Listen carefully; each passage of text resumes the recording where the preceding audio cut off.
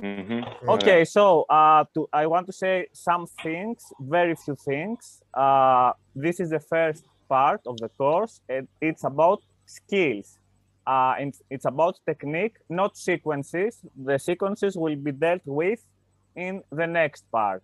I want to make a comment based on some things I heard from two of you in the course. First of all, there is no easier science.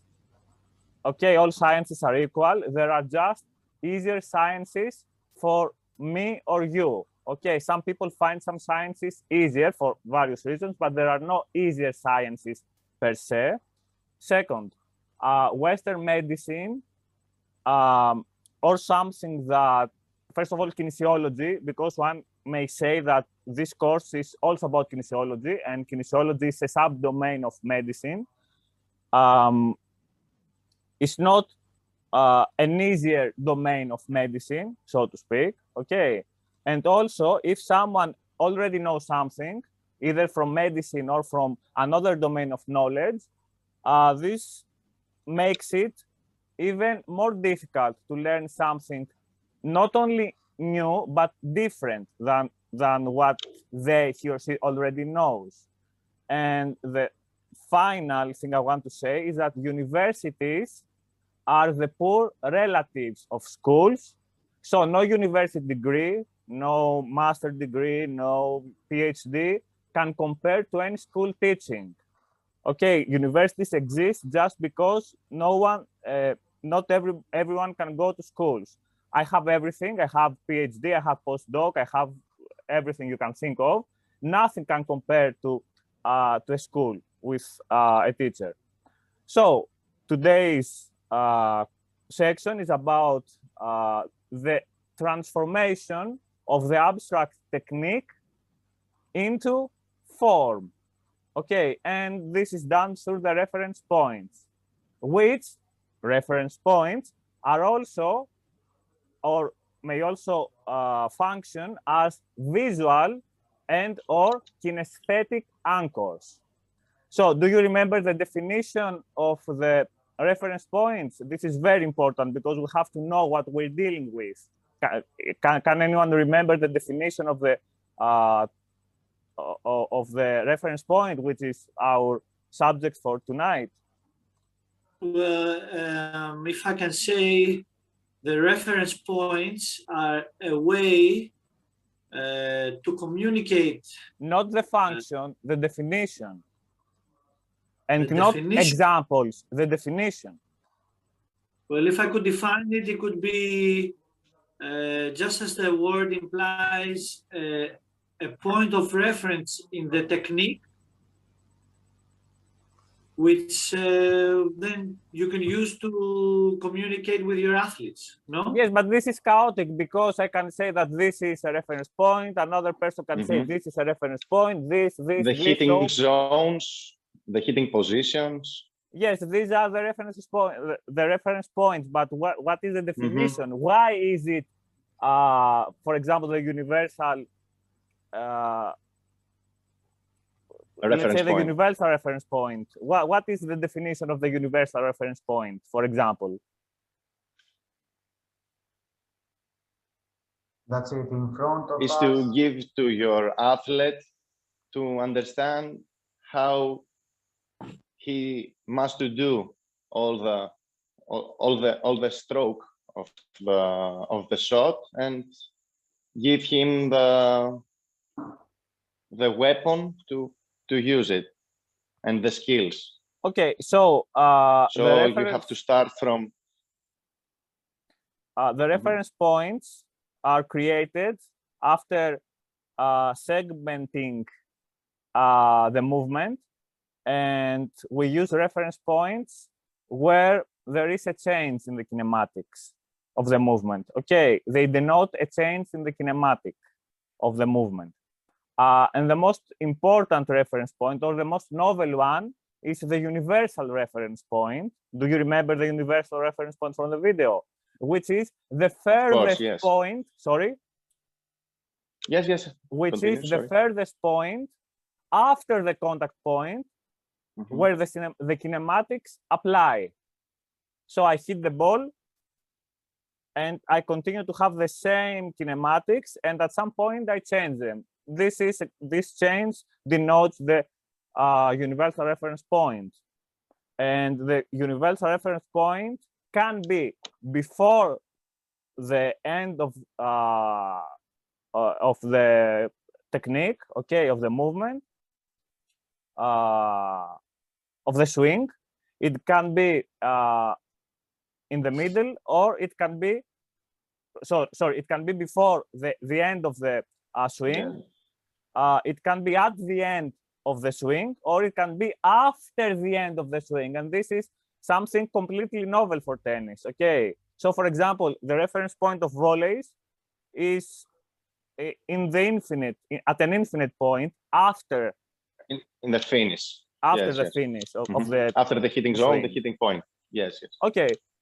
So a last question I have for you before you speak and you say anything you want is, it's a question to check your understanding. So is this discussion about the reference points a discussion about δομή, δομική, δόμηση, or δόμημα?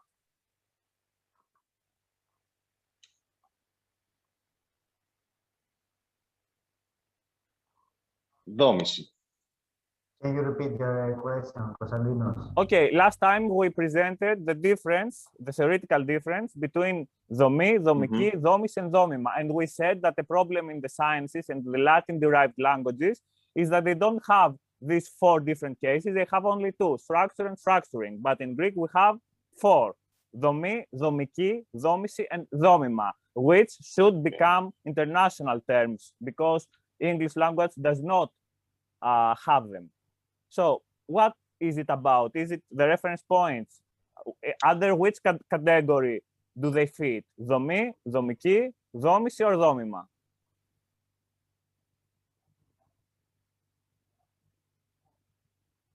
So is it δομή? Is it abstract archetypes? I think δομή, because you start to something. When we say abstract archetype, we mean that we don't do anything. We just think about them, and we just draw maybe something on paper, but it's just an abstract idea. So are they abstract ideas, or do they have an application on court? They have the athlete in the on court.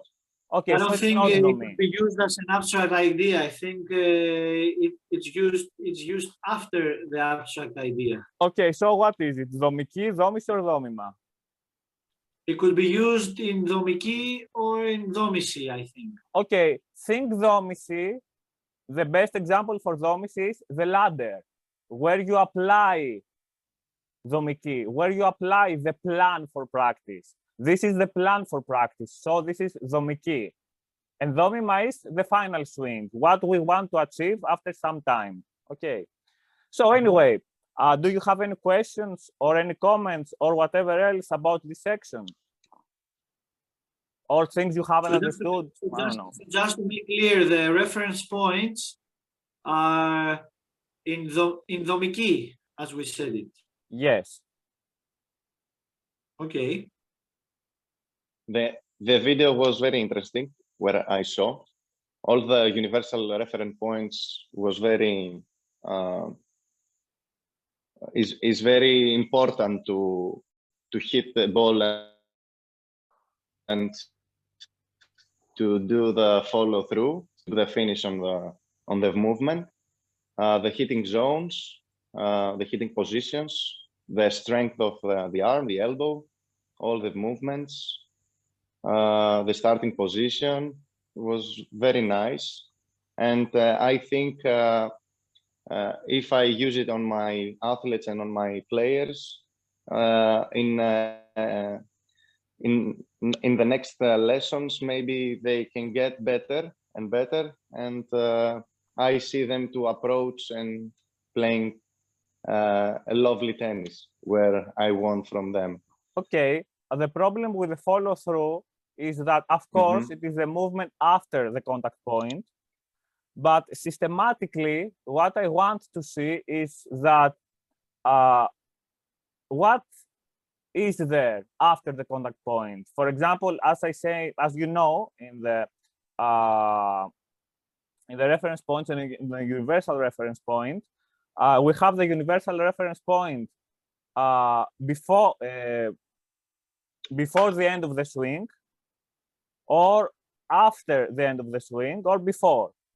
Okay, so just the general concept of a follow-through, a movement after the contact point, is not specific enough and it's not usable enough. So this is why I introduced the universal reference points, and this is the first time anyone mentions such an idea. And if the universal reference point is before the end of the swing, I also introduce the ending position, of course, which is after the universal reference point.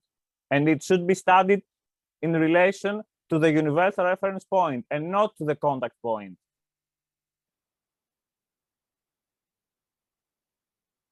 Okay.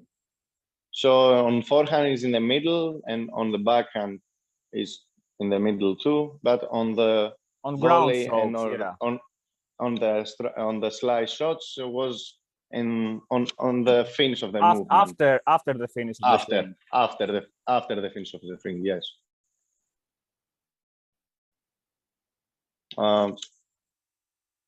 What was important for me was that sorry, in backhand, in one-handed backhand, one can say that the universal reference point is the same as the end of the swing. Yes. As the ending point is at the end of the swing. Sorry. Yes. What was actually also very interesting was that the way you hit the ball, it should be studied by the reference point, where you have the video when you show the forehand, and you show an example where somebody's running to hit the ball on the side, and they have to think of a way to hit it in relation to the reference point. I think that was something that was very new, that nobody has really said before.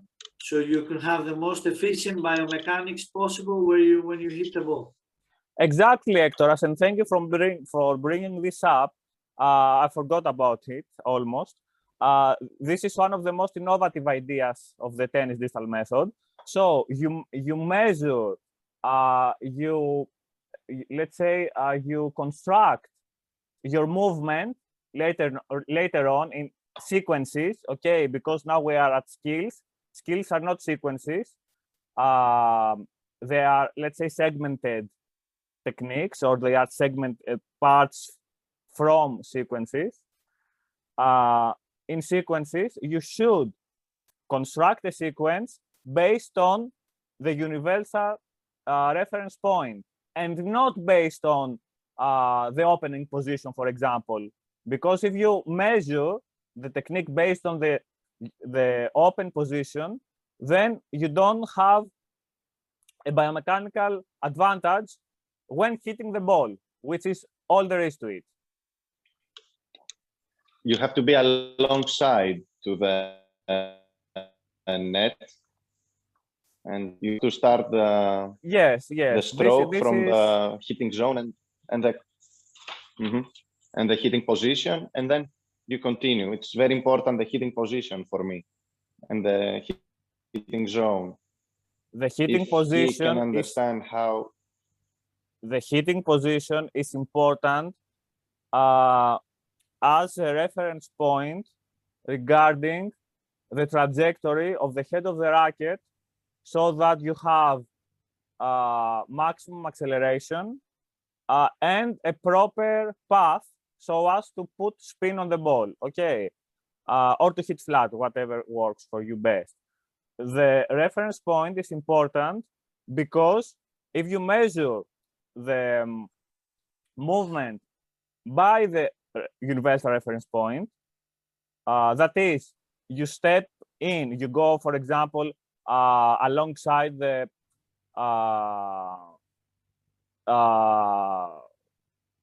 baseline, okay? And you go and you place your body relatively to the universal reference point. So you have to turn and see at your target and place your hips facing the target and see how you should move in order to be this way when hitting the ball. Okay, this guarantees the optimum biomechanical advantage, the optimal use of the biomechanical advantage. Okay, because maybe when you study the technique or the skills, when you are still and when you're not moving, you forget how important the universal reference point is, because you don't really need it. You're already there. You're just standing still and someone is feeding you a ball. But if you start moving, then you should always have in mind how is my body when I am at the universal reference point. Am I like this, for example? That's no good. It's the body position. The body position, and then the universal reference point. Yes, the universal reference point is the body position. Mm-hmm. You hit the ball and you can send it to the other side, diagonal or down the line. Most effectively. As you can. And most effective, in the most effective way. Iasona. Yes. You're next. I will say that it's a little bit different the way that you fix or you have your method in your mind.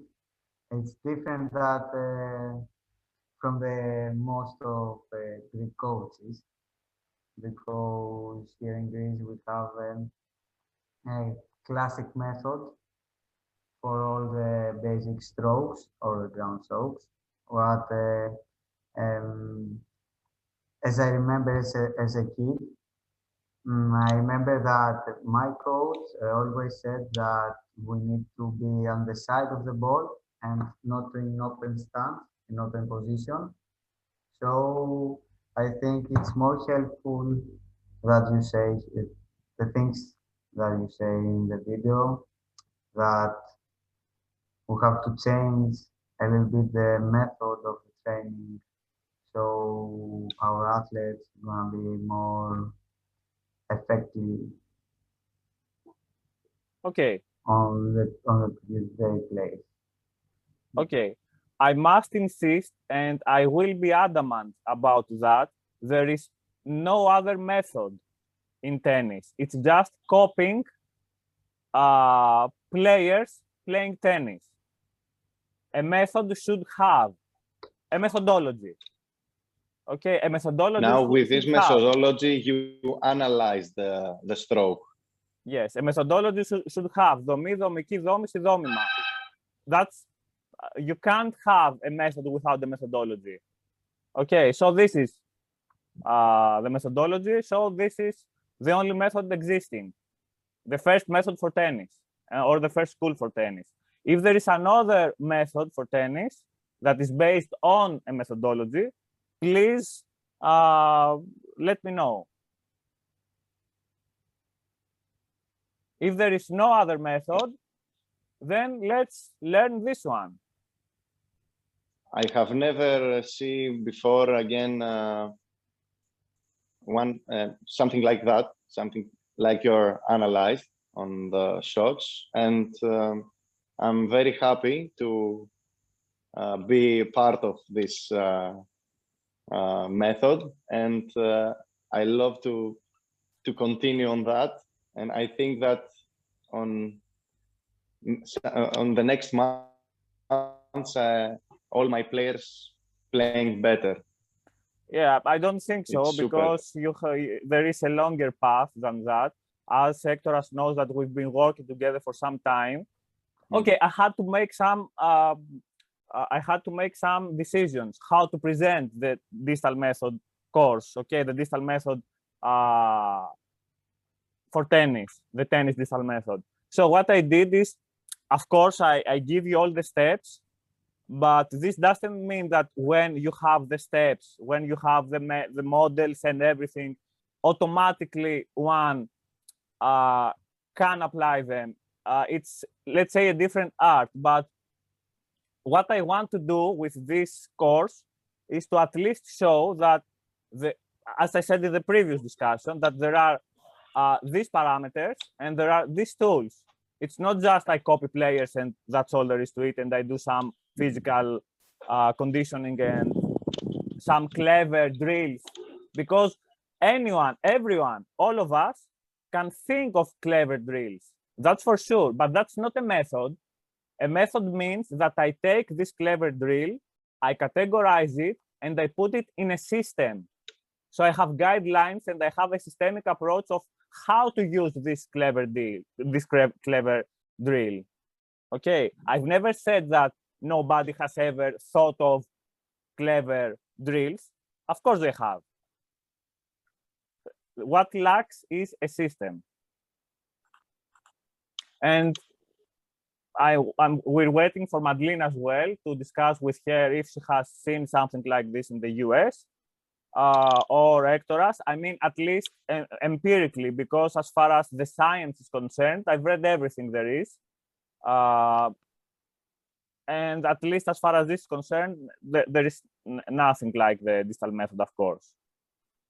Well, as we have discussed before, I was a player in the IMG Academy. I think I showed you some of the things they used to do there, but I was too young and to be able to notice if I was under a specific method or system of teaching and training.